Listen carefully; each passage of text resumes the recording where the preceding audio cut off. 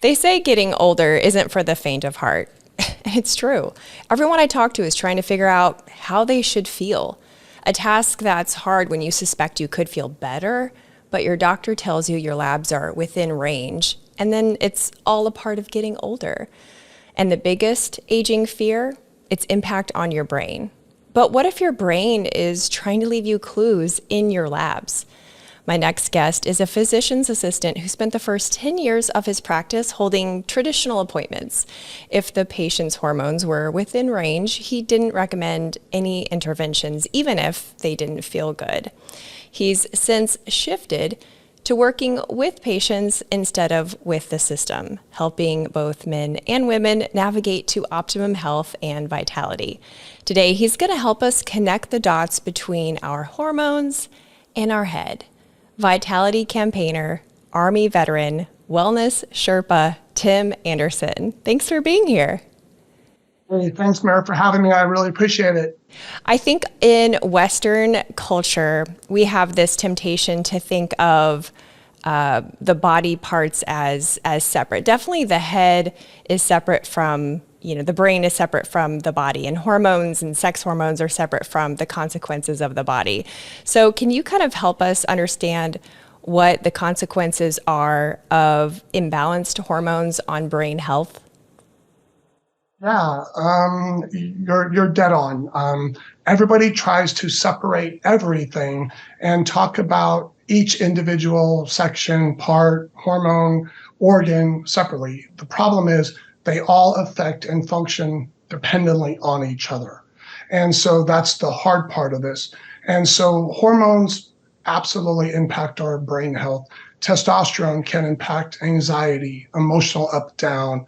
There's links to Alzheimer's. Progesterone, as it fails in both men and women, anxiety, poor sleep. You're just not as calm, as cool.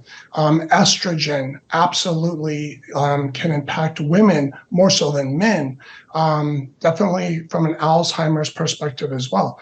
The connection, and it doesn't just stop there. There's melatonin, there's GABA. There's so many hormones that we have to look at together. And like you said, it's not the normal values. It's what's normal for the individual person.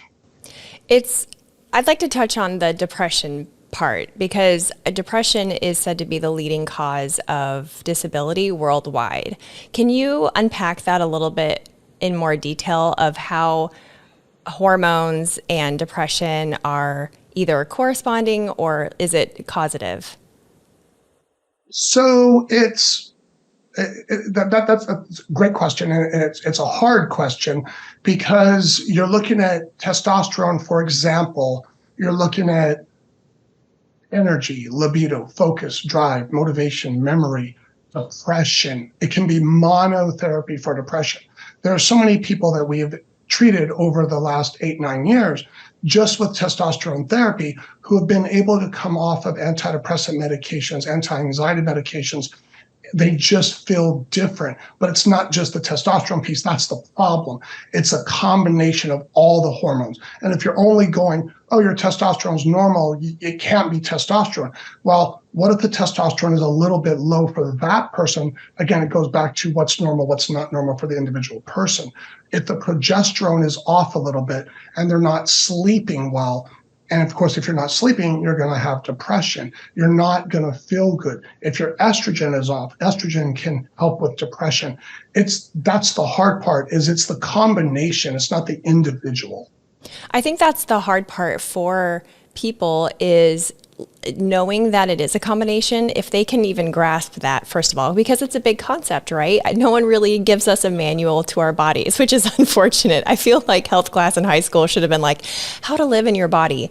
But it's even harder when we go to our doctors and we've got 15 minutes with them and we feel like, I don't know, whenever I go to the doctor, which admittedly is not often, I feel like I have to prepare for it as though it were an exam. Like, okay, testosterone does this, it might be okay. And then that commercial said I could ask my doctor about such and such. Is it possible to even receive support for your hormone health as it relates to all of your, optimal function through your traditional doctor in a 15-minute appointment setting? So hard. I'm going to say the answer is no, and it's multifaceted. So, going in the Wayback Machine, what is the purpose of Western medicine? Is Western medicine here to make us healthy and well? I would argue that the answer is no, because if Western medicine makes you healthy and well, Western medicine collapses on itself. It needs you to come for labs. It needs you to be on prescription medication. It needs you to come for office visits for testing, because it's not your copays so much that they're really looking for. It's the ability to bill the insurance is what they're looking for. And if you don't show up for a visit, they don't get to bill you. And so that's the problem. So the answer is no. I'm going to say no, only because they're looking at numbers. Again, for the first 10 years, like you said, I did traditional medicine, and I was that person looking at numbers. Oh, your numbers are normal, but I have depression. I don't feel good. My hair's off. My metabolism's off. I have low energy. Oh, here's an antidepressant. I didn't look at their thyroid the right way. I didn't look at their testosterone the right way. I was looking at the normal ranges when I should have been going, testosterone for a woman. I have one of my labs. A normal testosterone range was 0 to 60. How is 0 a normal range ever? Oh, okay. So you're saying that was presented as a normal range to have 0 testosterone? On the lab, 0 to 60 was normal. Okay. Maybe this would be a good time to talk about testosterone in women, because I think when women think about testosterone, right, we're thinking about female bodybuilders, we're thinking about men, we're thinking about maybe people that are like transitioning into male. Like, we're not thinking about our brain health. We're not thinking about depression. We're not thinking about why we have low energy and can't remember things. So connect the dots for us on being a woman and needing testosterone higher than 0, please. Yeah. And so absolutely, testosterone, just like progesterone, everybody's like, oh, progesterone, that's a female hormone. Absolutely not. It's a male hormone too. Just like testosterone isn't only a male hormone, it is absolutely a female hormone. I would argue it's probably one of the most important female hormones. I always tell my girls, think of it as your mojo hormone. Austin Powers, absolutely, it's your mojo. And it's energy, it's libido, it's focus, it's drive, it's motivation, it's memory, it's a less emotional up down, it's a lean muscle mass, it's anabolic, it's less inflammation, monotherapy for depression. Absolutely. And Western medicine, they're going to say, and I've heard it way too many times from patients going to the OB-GYN, it's okay that your libido is going down. It's okay that you don't feel as good. It's normal. It's part of menopause. I'll be damned if you're going to tell me that that's normal. We don't have to be normal. What is normal in today's society is chronic illness, high blood pressure, low thyroid. I don't feel good. Pre-diabetes. That's quote unquote normal in today's society. People don't have to be normal. People can feel amazing forever. And yes, is there a risk? Can you get cancer? Not with hormones, but can you get cancer? Yes. Are hormones going to prevent that? No, but it's going to make your body healthy so you can fight. It's going to keep your brain healthy. It's going to keep you sleeping. It's going to keep you motivated. When you're talking about cancer, I think I'm missing a reference here that I feel like you're giving me credit for pre-understanding. Are people accusing hormone therapy with cancer development or something? Yeah, back in the early 2000s, there was something called the Women's Health Initiative, and it looked at horse equine estrogen, not bioidentical, and it looked at progestin as treatment for women, and it said they gave them increased breast and uterine cell cancers. And so that's where a lot of the crux of traditional Western medicine, don't do hormones, they're bad for you, don't do them. Well, there's actually a bigger study called the French cohort study, who had different arms of hormone replacement therapy. One of the arms was a bioidentical progesterone and a bioidentical estradiol, and it actually showed reduced risk of breast and uterine cell cancer in that arm. And so there's so many benefits of hormone replacement therapy. People just cardiovascular, again, the depression piece, insulin, like my type 2 diabetics have reduced need, some of them have reduced need for insulin because their insulin's working better with elevated testosterone levels, so they have to take their meds down. Oh man, that's so interesting. It is a real mind shift to start to think of the body as a whole thing and not as separate systems that are insular from each other. Like the neck bone's connected to the whatever bone, singing that song like you're a little kid again. I want to come back to labs in a second, but before we leave the territory of symptoms, is there a causation or correlation between adult ADHD and hormone imbalance? There might be a correlation, but I don't know. It could be a causation. There isn't a lot of good studies on that. That's part of the problem. And there's not a lot of good studies on some of this, and a lot of it is anecdotal. And it's you treat a bunch of people, we have hormones in our bodies. And so they talk about prostate cancer, for example, in men. Well, if men you give testosterone replacement to men, and they say it makes them have prostate cancer. Well, if you have a lower level, and I'm giving you some testosterone, well, you look at who has highest levels of testosterone. Men in their early 20s. Well, that's not who gets prostate cancer. And so again, it's all looking at, you have to understand the direction and how things work. And so for the ADHD part, less emotional up down, better focus, better drive, better memory. Yes. Do I see all of my ADHD people get better with testosterone therapy? No. But again, it's the combination. With progesterone helps them calm, cool, and collected. So a little bit more chill, a little bit more calm. They're not quite as ampy everywhere, if that makes sense. And so it's dietary based too. Remember, this isn't just about the hormones. And so I always that's one of the points I make with my patients. Hormones are a piece of the puzzle, but it's only a piece. You have to look at all the pieces: iron, thyroid, sleep, stress. It's everything together. And if you only fix one piece of the puzzle, you'll be better, but you're probably never going to be amazing. And so that's the hard part, is when you're trying to study these things, looking for the cofactors and, things that are messing with your study. How do you account for everything? Because everything is really what needs to be accounted for. You can't. And so you just have to do good referencing. You have to have good questions of your patients. How are your symptoms? And this is part of one of the reasons why it can't happen in traditional medicine, is you only have 15 minutes. How do you talk about the labs and the history and ask them about how much better they are in 15 minutes? No, you can't. I heard someone say that, I forget what specifically she was talking about, but this sentence has stayed with me since I heard it. She said, "I am my own primary care provider." And I was like, whoa, that's so true, because we can argue until we're blue in the face about the studies or lack of studies, the thoroughness, the quality of the study. But at the end of the day, we all have to live in our own bodies. And so by increasing that body-mind connectedness, which sounds so hippie and so yoga, but it's really quite basic. And I think we've just been trained as a society to outsource our wellness to these short appointments. And so it's kind of like, okay, if that's not working for you, let's retrain ourselves. And I'm all for it. So birth control question. How does birth control affect potentially our brain health as women?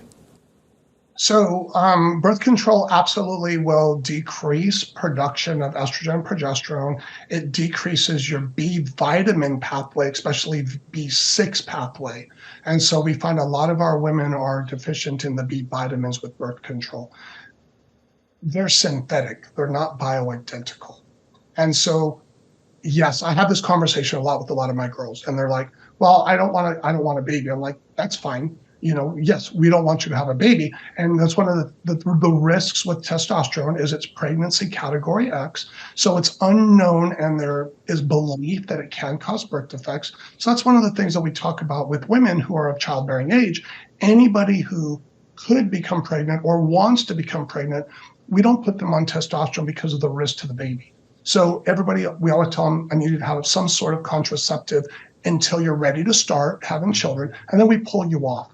So for contraception, I personally like IUDs, either a copper or Mirena. Those are going to be the most natural types of IUDs. Now, not every type of birth control is an option for every person because of, you may have some anatomical changes that, pain. I mean, that's the hard part of this. And so if you're going to be on some type of oral contraceptive, we don't want you to be on it any longer than you absolutely have to be. And if you can potentially use an IUD, that's my recommendation. But again, have a conversation with your OB/GYN and find out what all your options are, not just here's an oral contraceptive. Ask them to give you the pros and cons of IUDs. You should have seen my doctor's face when I asked about the pros and cons of any medicine they suggest. They're like, what do you mean? So that makes me laugh because I just understand the struggle so much, especially for women of, asking any question back to the doctor regarding a recommendation. So it can be a real struggle, but thankfully there's people like you out there. So I've heard you say in other interviews that it's important to establish a baseline at some point to kind of keep an eye on what is normal for you and connect that baseline lab set of numbers to how you're feeling. At what age is it appropriate for people to get those baseline numbers on their hormones? Oh my gosh. So I'm 55. I wish I would have had a baseline in my 20s. I was a college athlete, played basketball. I played all the sports in high school. I was never big and bulky, would eat, would go to the weight room. I was never big and bulky. And I was always, man, I'm not as big as everybody else. So where was my testosterone level? I don't know because I never checked, because you never check things when you're healthy. I would have, so I treat people in their late teens. I have a couple of college kids I treat. I would absolutely, in your 20s, as soon as you can. I mean, we're all older now. We can't go back and get them. I would get a baseline as soon as you can get a baseline, because that's just a starting point. And if you feel great and you're not interested in doing anything, then don't do anything. That's the beauty of this, is you don't have to. But in 2, 3, 4, 5 years, let's say, for example, your testosterone for a girl, let's say she's at 100. And in 3 years, she's at 20. And all of a sudden, her libido's down, her energy's down, focus, drive, motivation, memory, all those are down. Oh, ma'am, you're okay. Your numbers are normal. 3 years ago, I was at 100 and I felt amazing. Now I'm 20. Oh, well, okay, maybe we put you on something. Let's say we put her on something, get her back up to 100, all of a sudden she's amazing. So that 100 for her is normal for her. And so that's the beauty of having that baseline, just getting it established as quickly as possible. Is it ever appropriate to get a baseline on teenagers if they're having mental health problems, or maybe like painful periods that are causing them to miss school?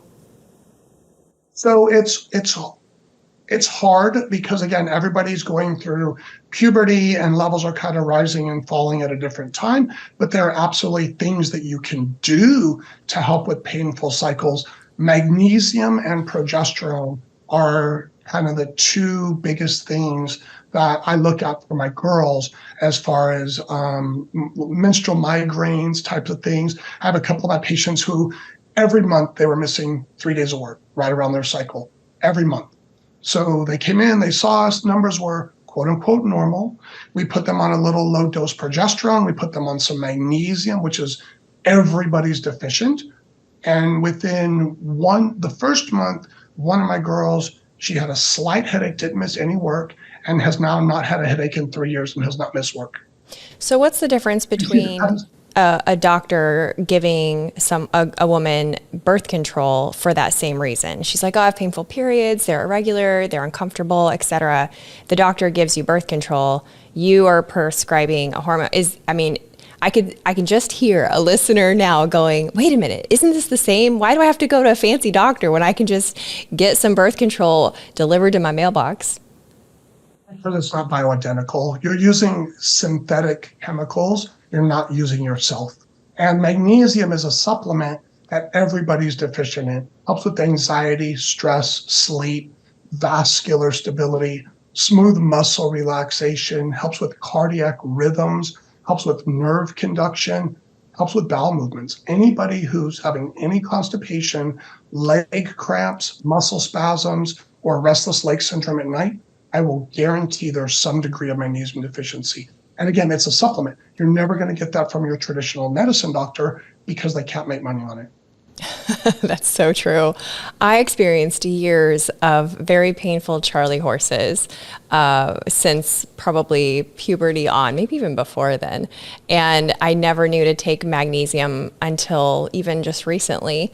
I'm getting success with magnesium glycinate. For the average listener confused by the many options in their vitamin shop, is that what they should go for first, or do you recommend a magnesium blend?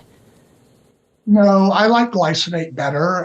The reason that glycinate's better is glycinate goes throughout the whole body and helps with all those things I just mentioned. The other one that you'll find a lot of is magnesium citrate, and that's what a lot of people will use when they're constipated. The problem with magnesium citrate is that it goes directly to the bowels, and you're going to get loose bowel movements before you actually get the dose high enough to make a difference in the Charlie horses and the rest of it. Okay. Here's a left field question that I got from someone recently is, does a vasectomy change your hormones? So it changes sperm counts. There's questions on whether it changes testosterone, but I do not believe that it's going to impact your testosterone levels enough in a man to make a difference. The problem is most men, when they go to get a vasectomy, are already in their mid to late 30s, and they're already getting ready to approach andropause anyways, menopause, andropause. And so their levels are starting to go down, and people are saying, oh, it's because of the vasectomy. Well, first, did you have a baseline? Where were you? And if you never had a baseline lab, you don't know where you are currently in reference to that. And so I don't think it's because of the vasectomy. I think it's more just timing. Can you explain andropause? Because that is a totally new term for me. The idea that men's hormones change at a certain age, or that they change at all outside of puberty, is kind of new information. Oh yeah. So menopause. I mean, females are always familiar with menopause. Progesterone, estrogen, testosterone. Those are the big three kind of sex hormones. Absolutely. Andropause, same sort of concept. It's you lose progesterone. I've been on progesterone for over 7 years for sleep. Everybody's like, that's a female hormone. Absolutely not. Progesterone is used in, post-stroke, helps with inflammatory, reduces inflammation in the brain, stimulates bone building, helps with anxiety. I use progesterone in the daytime for some of my patients to reduce daytime anxiety instead of a Xanax or an Ativan, a bioidentical hormone instead of a chemical. And so andropause, all it is reduction in sex hormones, and it comes with age. That is so interesting that you said that let me make sure I get that right, progesterone reduces inflammation in the brain? And isn't that what people tend to think is the root cause of Alzheimer's, is inflammation of the brain? It's inflammation, but it's also testosterone and estrogen being low are also, we think, root causes too.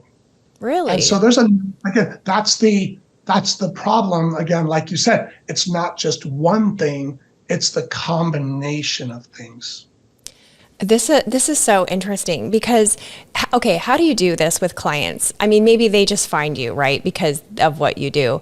But how do you convince yourself as a potential patient, I guess, to make the mental shift from these sorts of things being more, I don't know, I'm going to call them vanity hormones. Does that make sense? Like a guy who wants to bulk up, he wants testosterone. And so we put that in the vanity category, not in the health vitality. It's not necessary. It's not a like necessity. And then for women, oh, menopause is uncomfortable. I just need to be more comfortable. Maybe I could get some bioidentical hormones.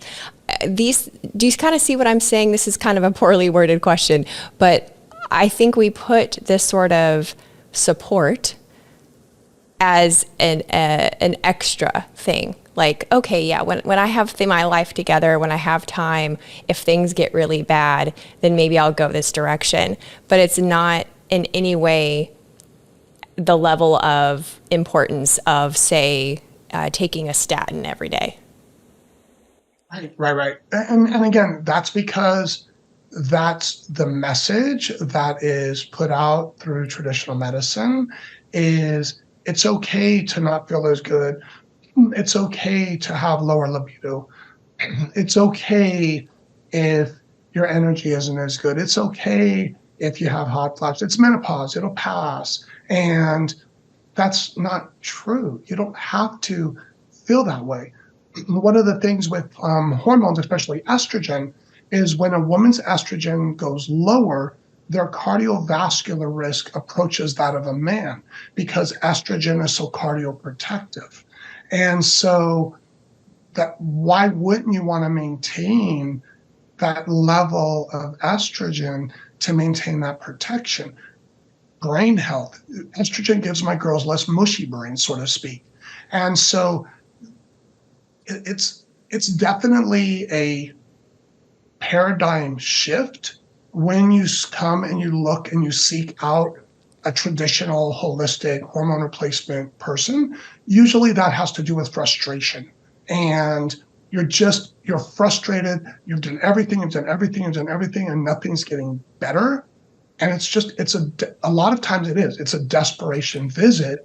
And then when we sit down and we go over all the quote unquote normal numbers, like testosterone 0 to 60, and I tell them, oh, you're at 12, but that's not where I want you. And we talk about symptoms and we talk about where their numbers are and they're not normal. And we talk about, let's treat your symptoms. Again, it's just the shift. Let's treat your symptoms, not your numbers. But it is the initial visits. A lot of them are desperation.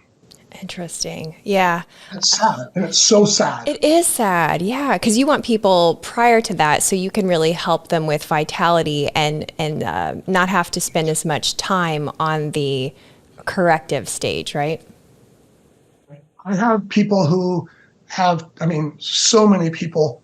How come I didn't find you 5, 10, 15 years ago? I've been struggling with this energy, depression, libido. You've changed my life. You've changed my relationships. You've saved my life. You've saved my marriage. You've saved my job. It's so amazing. And what a bioidentical, it's something we have in us. It's a hormone we own. We have it. All I'm doing is giving you something that maybe you never produced enough of ever. That's why you've always had problems with depression or sleep or low libido. And I'm giving you something that maybe you never produced enough of or are not producing enough of, and it's life-changing. That is so fascinating. I never even thought about someone who struggled with something forever to check hormones. I wonder how many people are missing this, because I'm seeing faces in my mind's eye of people that have struggled with depression for almost their whole lives, or struggled with or are increasingly struggling with memory and kind of laughing it off, struggling with energy levels. And yeah, it's so easy to get sucked into the narrative of, oh, well, it's just because I'm getting older. And, you don't want to be in denial, but it's like you also kind of want to listen to your body and not just accept that the most of the population in the United States, I think it's almost 80% is metabolically unwell. So it's probably not like a good move for us to compare ourselves to the majority of the US population, whether it via popular culture and things that, oh, it's just because, yeah, I literally was watching Working Moms the other day, and she was like dropping things and running into stuff and forgetting things. And she went to the doctor in this sitcom episode, and the doctor said, I see this a lot in women your age, just trying to do everything. And she was in the episode. But it made me think, that's a little dismissive. Right, and that's frustrating. When I know people who, like you said, have had depression or memory issues. They started on testosterone therapy. All of a sudden, their memory is back on point, and they do a delivery method with pellets. It's just one of the delivery methods for testosterone. And this particular person, every time, a female, every 3 to 4 months for pellets, about 4 months into her pellets, her memory starts to get a little shaky again because her testosterone level is starting to drop again. Then when she gets her pellets put back in, usually within 1 or 2 weeks, her memory is back on point and everything's awesome again. So to your point of in the past or people who have always had a history of something, I absolutely believe there's a correlation to that. But again, Western medicine, they have no interest in looking for the cause. All they want to do is put a Band-Aid on you. Okay, what are pellets? I'm kind of afraid to ask. I don't know what that is. So there's different delivery options for testosterone therapy. There's no oral medications that I use. I use creams, injections, or pellets. Pellets are like little Tic Tacs. They're compressed testosterone powder, and you implant them in the gluteal region. You get numbed up with like lidocaine, like if you're going to get the dentist to get a root canal or something, and you don't feel anything except pressure, and you put it just a little Tic Tac in the subcutaneous fat above the muscle in the gluteal region, and they sit there for 3 to 4 months for a girl, 5 to 6 months for a guy. You don't have to do a weekly injection, a daily cream. It's just a delivery option. They work well. They're not for everybody because some people are like, you're going to put that in me? Absolutely not. I want something different. Okay, cool. That's why we have different things. But there are people who travel a lot and they don't want to carry injections internationally, or they're like, I'm not going to do a cream every day. I'm going to absolutely forget. And if you're not doing it consistently, you're not going to get the benefit of it. And so again, this is why you have different delivery options and you have conversations. You have to understand your patients and you have to understand what their life looks like. And if they're crazy busy or they have some little kids, you don't want to give them a cream that could rub off on the little kid. And so again, it's just understanding your patient and just having conversations. Okay. So I would love for you to share how people work with you, who you're allowed to work with, because you're in Florida. But before we do that, is there anything else that you want to add to our conversation about brain health and hormones that you feel like we might have missed? No, I don't think the brain, it's looking at everything. So the big thing for me is you have to look at all of it. And if you're not looking at all of it, you're gonna miss something. And so, like vitamin D, everybody knows the benefit of vitamin D, especially in COVID. Vitamin D can help with depression. Vitamin D is a hormone, not a vitamin. And you should have a solid level of vitamin D. I had some 30 to 100 is normal. I like my patients in the 70 to 90 range. 3 years into COVID last week, I had somebody whose vitamin D was 8. 3 years into COVID. And we know it's protective, cancer, viral, depression. How is that even allowed? And again, it's frustrating because it's just a simple test that any provider can order. Yeah. Yeah, that's so true. Okay, so how can people take action on this information? How can they work with you, and who's allowed to work with you since you're in the state of Florida? Yeah, so we are actually in the process of rolling out a national program where we're going to be training docs, nurse practitioners, PAs to give us better coverage throughout the US. And so we have just launched, we have somebody who's coming online soon in Nevada. We have somebody who's looking in Austin, Texas. And so the way people can work with us now is they can look at our website, healthmatrix.com, and we can do a free 15-minute consultation with anybody who reaches out. And we can order labs, we can look at supplements, we can make recommendations. And the goal is then hopefully by that time and as we grow, we can connect you with the provider who is like-minded to us, that's trained in our protocol, where we can get consistent results. Again, not everyone is going to have the same results because we're all unique individuals. And it's not just, hey, let me give you something. I always tell my patients, it's not, hey, shove this in your mouth, rub this on your belly, inject this here, drink this purple drink. You have to participate. You have to sleep. You have to stress manage. You have to hydrate. You have to work on you because you're a part of the puzzle. It's not just the hormones. And the other way they can reach us is through our Instagram, Tim_Anderson PA, and we're happy to answer questions. We're a resource. We love that we can have conversations. We can give you information. You don't have to do anything. I visit all the time with patients. They'll spend an hour with me. Like, I'm not sure I want to do anything. But they're so grateful because they're like, nobody has ever gone over my labs like this. They're like, I understand. I have people tell me, I have spent more time with you understanding my labs than I have in the 40 years I've been alive going to the doctor. Isn't that crazy? Because like you said, it's the 5-minute visit. What are you accomplishing? It's so crazy. Well, I hope that if nothing else, this inspires people to make more of a connection between their mind and their body and not accept those canned answers that they're getting that aren't getting them to the level of health that they want. So thank you so much. This has been really good. I really appreciate it. Hey, thank you so much for having me. And I look forward, if you guys have any questions, please reach out. Will do. Hey, you're still here. Thanks for watching. If you love breaking free from the algorithm to explore curiosity, join me each week by hitting subscribe and the bell for new upload notifications.